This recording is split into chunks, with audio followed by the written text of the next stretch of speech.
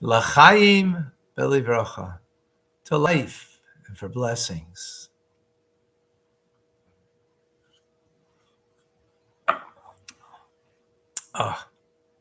How can evil exist in God's world? We know that it does. We see it around us.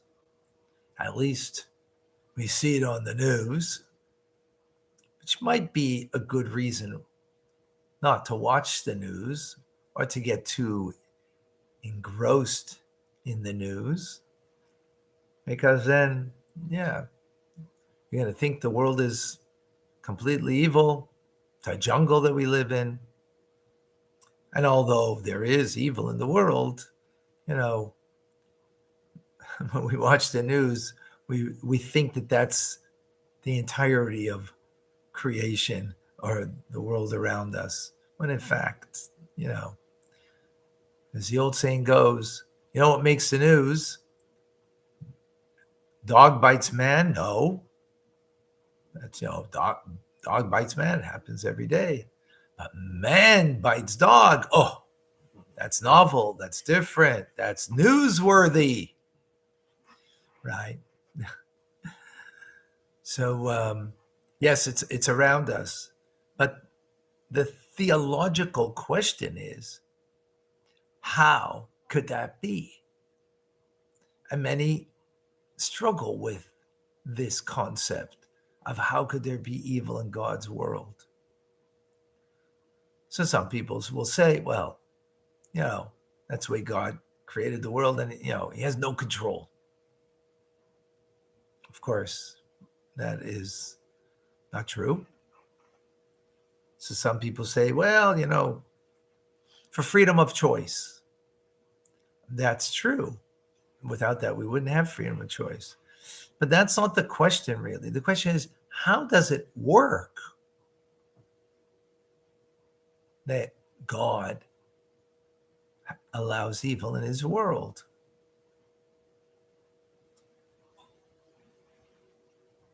How do we understand it in God as creator?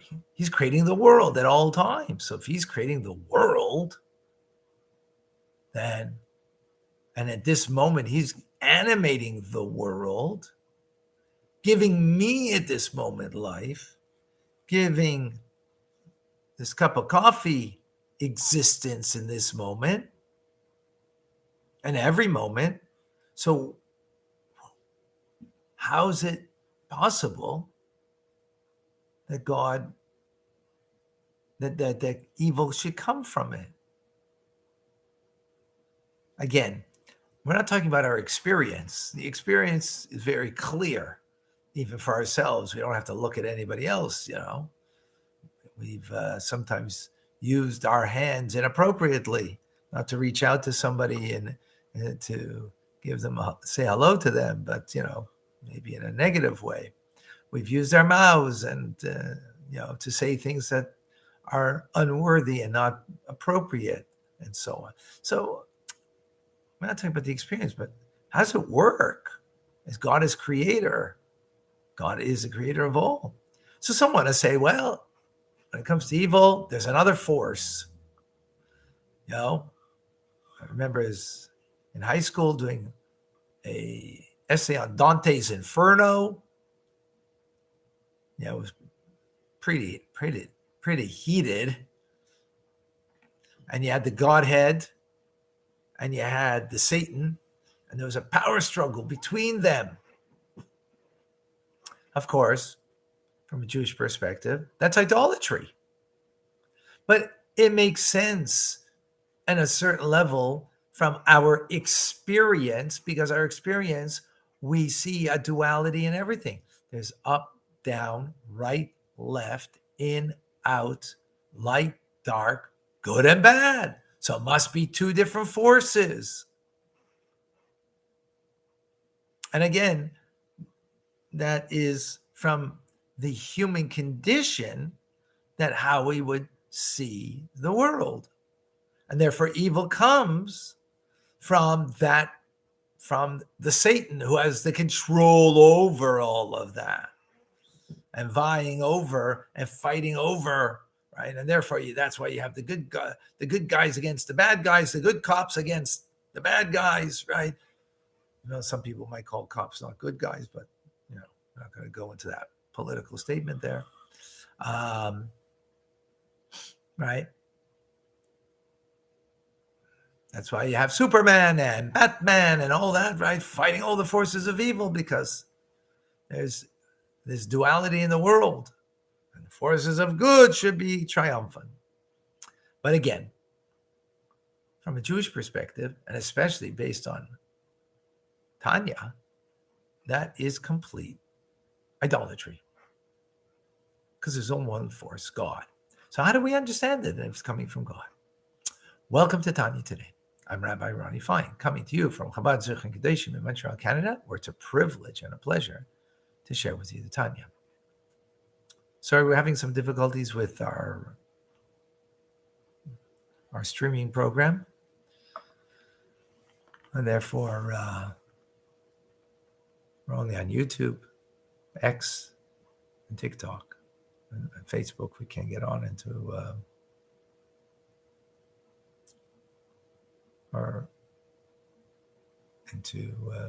actually X we're not on. Instagram we're on. We're not on X at the moment. Trying to fix it. But welcome. We are in the 25th letter of the Geras HaKodesh. Fascinating letter. But understanding the power of Creator within the creation. Until now, what we've spoken about is how everything comes from God's holiness and animates only that which is connected and holy. So, for example, the Holy Land is being animated from the Word of God that is Malchus of Atzilus, royalty in the world of Atzilus, emanation of God that is animating the physical reality of the land of Israel. And that's actually what makes it holy, because it is direct and directly animated from God's inner will, and therefore his holiness. And he's constantly creating that holiness, something from nothing, at every moment. As a matter of fact, right now he's doing that for us in our study of Torah, that we're getting it directly from God, or anytime that we do a mitzvah, like extend our arm to give charity, right? To be giving. And for every mitzvah, we're bound up in the divine, in the holiness of God. Yeah, but not everything's a mitzvah. Not everything is. How do we understand further? How do we understand outside the land of Israel? Like here in Montreal. Not me doing a mitzvah here in Montreal. That's not the point. But the land here is being animated by God. Where's the life force coming from? For the plants, the trees, the rocks, the earth, right? Let alone the people. But let's just stick with just, the inanimate vegetation. An animal, where's it getting it from? Now, everything comes from the Word of God, but it's not like the Holy Land that is direct from God's holiness. Here it now, the Word of God, that is the source of everything, Malchus of Atzilus, as we just explained, is vested into what we call extraneous patron angels that are appointed over the 70 nations of the world, of the entire earth, except for the land of Israel, which is direct holiness, right? And a mere spark of that Word of God as Malchus as it vests itself from Atzilus all the way to the spiritual world of Asiya, descends and radiates over the patron angels by encompassing them from above, not truly vesting them in self. See, when you're truly vested in something, then that thing is a part of you and you're part of it, right? It's an expression. It's just like my clothes is an expression. Clothes make the man because they're an expression of the person, right? That's being invested in. Just like when you're invested in your Tanya class, right? It's a part of you. It's beautiful, right? But here, the light of God, the word of God is not vested in the patron angels over the nations of the world, and all of its inhabitants and all of its creation of those worlds. It's hovering over it, and therefore the patron angel has a sense of its own value because of its own sense of independence. Yes, there's a God, of course, who believes in God. But it's a God of gods. They also have a power. They feel their power. Holiness means you don't feel your power. Holiness means you don't even feel your true holiness. Of holy people, they don't feel their selfhood. All they feel is they're a conduit of the divine, because indeed that's what they are. But the patron angels, we're talking about spiritual force above.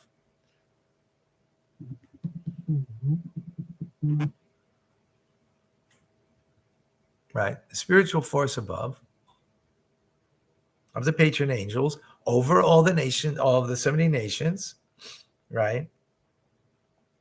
They themselves, the divine word is not vested in them, but encompassing them. So it doesn't become totally them.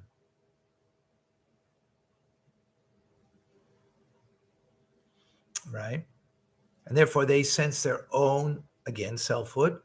And therefore when you have your own selfhood, what do you sense? Your own power.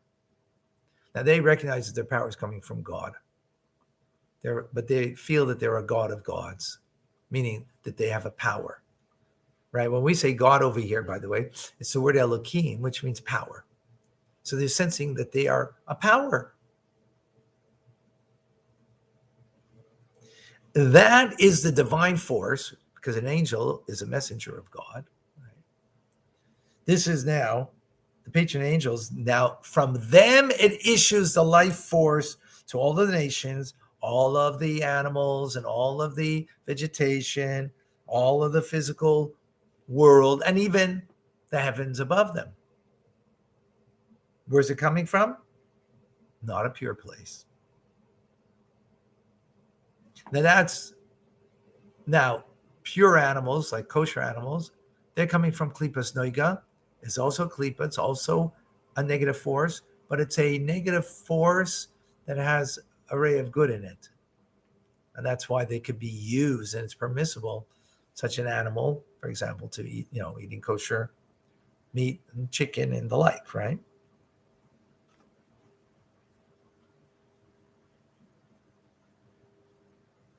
Excuse me. Now, this, what we call klipa, shell, because it's covering over now on the life force of God. In the Holy Land, it's not covering over the life force of God. And that's why it's a holy land. That's why when people come to Israel, they'll kiss the ground, because it's a holy land.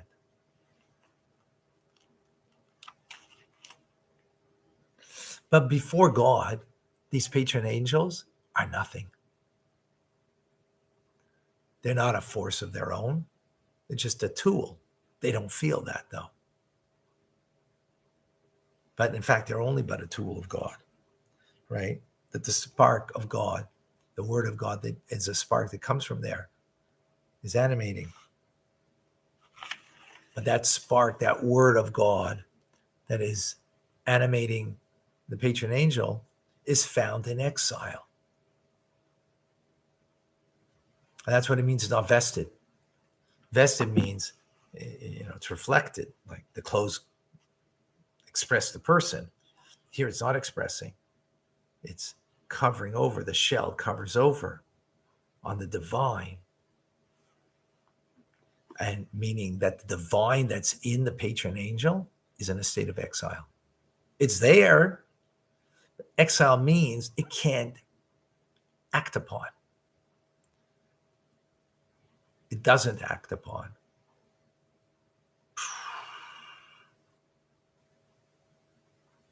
And that's why the nations of the world are idolaters, because they feel their own power. Well, I mean, idolatry doesn't mean here that they believe in pagans and Zeus or believe in, other religions. That's not even what it means. It means that they feel that they're independent of God. Not that they don't believe in God. Believe in God, of course. But they sense their own independence.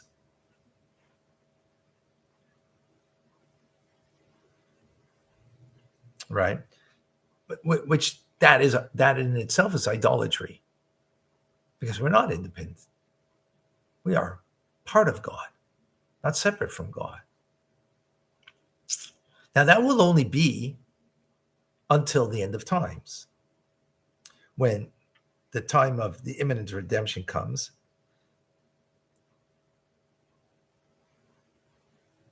when death and the negative force, the klipa, the other side, negativity, will be swallowed up and doesn't exist anymore.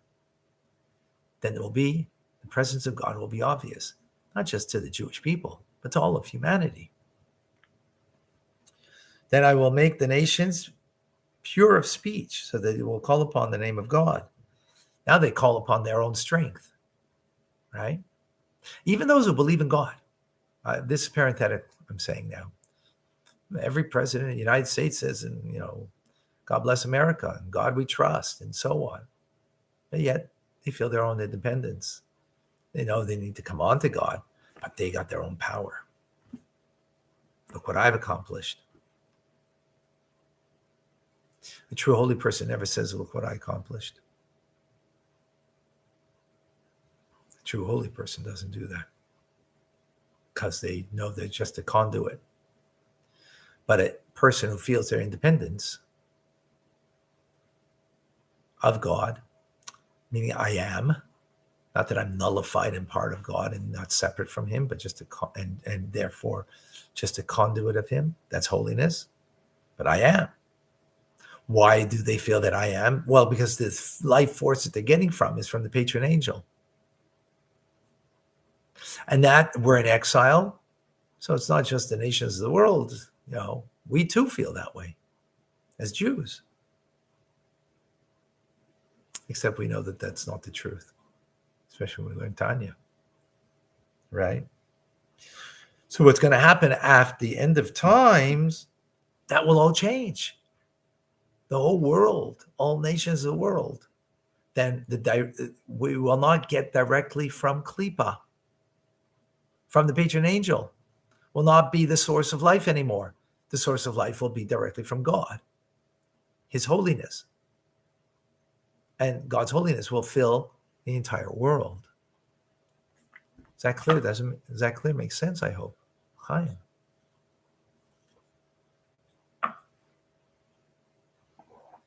By the way, if you have a question, put 2 question marks before you ask a question.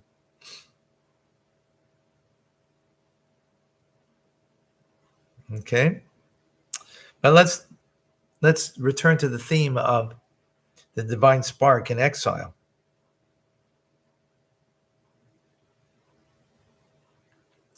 So the divine spark of God is in exile. The Shekhinah, as it's called, the divine presence of God, right? Within all of. And you know where this exile began? Last week's Torah portion. Adam and Eve. In the Garden of Eden, God's presence was palpable in everything. Every tree they could eat from. You know why? Because every tree, its holiness was obvious. Everything was holy. They were naked. They had relations. They weren't self-aware. They were only God-aware. Whoa. Eating from the tree of knowledge of good and evil. Whoa, all of a sudden they became self-aware. Oh, I'm naked. Oh, my body, I got to cover over. In self-awareness, you do that, right? Like you see a 2-year-old runs around naked because they're not really self-aware. They become older, they become self-aware. Oh, I'm going to cover myself up.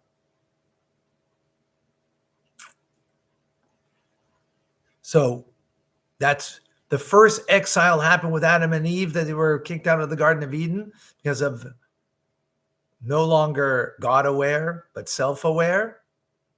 That's where it began. And therefore there was a mixture of everything in the Garden of Eden. Everything was holy except for one tree that had a mixture of good and bad in it.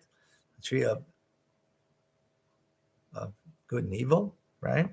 Knowledge of good and evil. And one serpent that was complete evil. Otherwise, everything was holy. So then what happened in the world that they were kicked out of? Everything became mixed up. The good has bad, the bad has good, right? It wasn't an obvious world, so to speak. That's what happened. But actually, when the complete exile happened was not then. Complete exile of the divine presence of God, the inner divine presence and inner will of God, was when the Jewish people in the year 69 of the Common Era, when the Romans destroyed the Holy Temple and they went into exile, right? The innermost aspect of divinity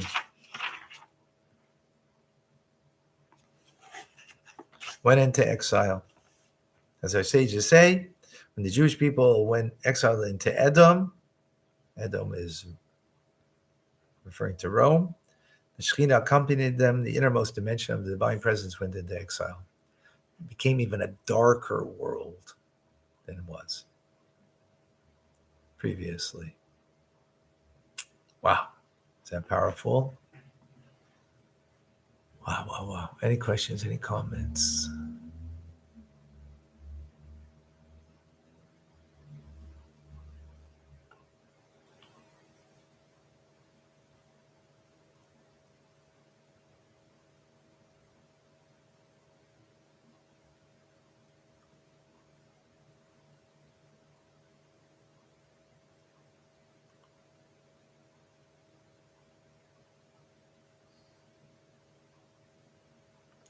Okay. And to Telebent, will the elimination of definite evil be immediate, or will the world come, or in a later process? Excellent question. We have to wait for that one. I don't have an answer, specific answer. It will happen. Probably, somewhat of a process, but not certain. Not exactly certain. Was the serpent created as evil? Yes, he was the embodiment of Sholosh Klipas Atmeos, the 3 complete unholy forms of evil. The tree of knowledge of good and evil was a mixture of good and evil. Right, as a serpent was a complete evil. Yes, absolutely. Correct. Correctement. Any other questions?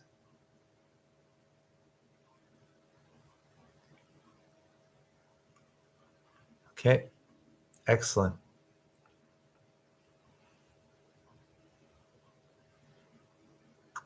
All right, we're not finished.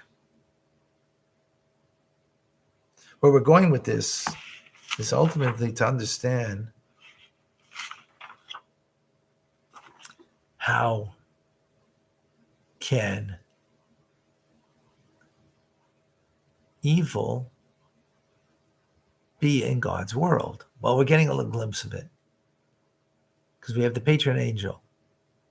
We have God, his divine presence, in exile. So you can't, the crown prince is, a hostage, and as the hostages were, right, in Gaza, they couldn't effectively do as they chose to do. God allows himself to go into exile. Imagine that. They can't effectively do what he truly wants to do. And he does that so we, as we'll see, can bring him out from there. That's ultimately. But from here, we're getting a glimpse of how is it possible that there should be evil perpetrated in God's world. How God allows it, because there's the patron angel that is the source of klipa, of the taking the presence of God and putting it into a shell that's exiled, that cannot be effective. Wow, that's pretty powerful. All right, folks, thank you for joining. Amazing, everybody. Okay, Rabbi, I'm coming up.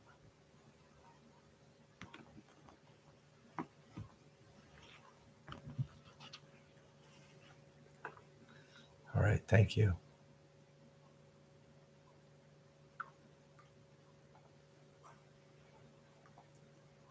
Was the serpent, though being evil,